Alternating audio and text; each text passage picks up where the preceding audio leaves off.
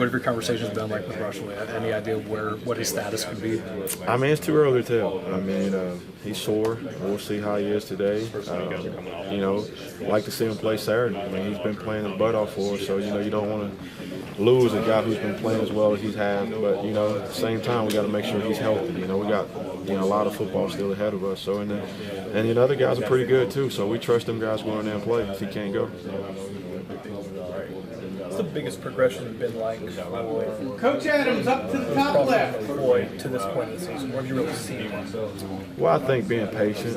You know, you got guys who's very talented and who's eager to play. And I think the way they adjusted to not being the guy, to still being the guy, but not really being the guy in that type of aspects, and been able to handle that and being a good teammate.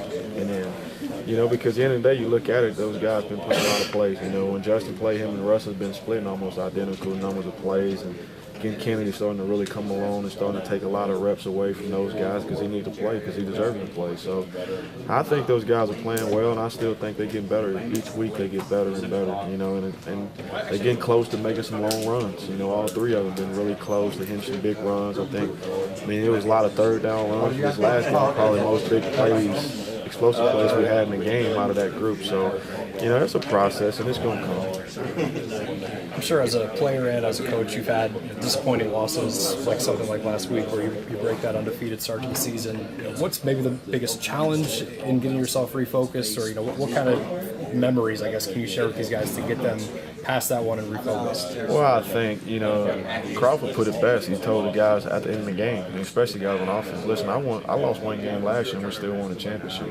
You know, having guys who have experience, and listen, it's hard to go undefeated. You know, ain't not too many teams going to go undefeated, you know, but it's how you respond to adversity, in which it's good to see how these kids respond. You know, nobody hanging their heads. You know, they're all disappointed. You know, each one of us on this team, whether coach or players, feel like they didn't play their best. And, you know, when this team is equally matching you are in this conference, you can't go there and play the way you play and expect to win. So I think these kids are resilient. They'll bounce back from this game and ready to go play.